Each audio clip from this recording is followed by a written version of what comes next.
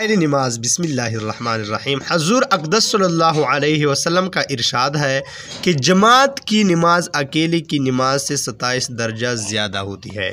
فائدے میں لکھا ہے جب آدمی نماز پڑھتا ہے اور ثواب ہی کی نیت سے پڑھتا ہے تو معمولی سی بات ہے کہ گھر میں نہ پڑھے، مسجد میں جا کر جماعت سے پڑھ لے کہ نہ اس میں کچھ مشقت ہے نہ دقت اور اتنا بڑا ثواب حاصل ہوتا ہے۔ کون شخص ایسا ہوگا جس کو 1 روپے کے 27 یا 28 روپے ملتے ہوں اور وہ ان کو چھوڑ دے، مگر دن کی چیزوں میں اتنے بڑے نفع سے بھی بے توجہی کی جاتی ہے۔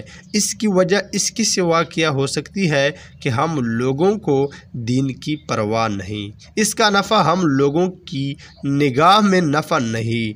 دنیا کی تجارت میں جس میں 1 آنا 2 آنے فی روپے نفع ملتا ہے، اس کے پیچھے دن بھر خاک چاندتے ہیں۔ آخرت کی تجارت جس میں 27 گنا نفع ہے وہ ہمارے لیے مصیبت ہے۔ جماعت کی نماز کے لیے جانے میں دکان کا نقصان سمجھا جاتا ہے،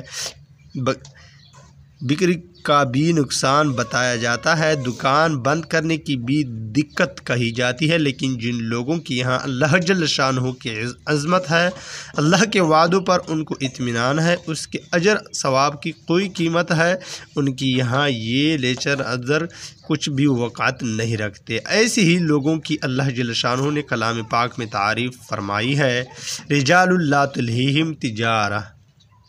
تیسرے باب کی شروع میں پوری آیت مع ترجمہ موجود ہے، اور صحابہ کرام رضی اللہ عنہم اجمعین کا جو معمول اذان کے بعد اپنی تجارت کے ساتھ ساتھ وہ حکایت صحابہ رضی اللہ عنہ کے 5ویں باب مختصر طور پر گزر چکا۔ سالم رحمۃ اللہ علیہ ایک بزرگ تھے، تجارت کرتے تھے، جب اذان کی آواز سنتے تو رنگ متغیر ہو جاتا اور زرد پڑ جاتا، بے قرار ہو جاتے، دکان کلی چھوڑ کر کھڑے ہو جاتے اور یہ اشعار پڑھتے، اذا ما دعا دعیکم قمتم مسرعا مجیبا لمولا جل لیس لہ مثل۔ جب تمہارے منادی مؤذن پکارنے کے واسطے کھڑا ہو جاتا ہے تو میں جلدی سے کھڑا ہو جاتا ہوں، ایسے مالک کی پکار کو قبول کرتے ہوئے جس کی بڑی شان ہے، اس کا کوئی مثل نہیں۔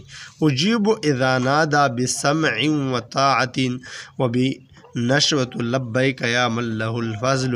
جب وہ منادی مؤذن پکارتا ہے تو میں بحالت نشاط، اطاعت و فرمان برداری کے ساتھ جواب میں کہتا ہوں کہ اے فضل و بزرگی والے، لبیک یعنی حاضر ہوں۔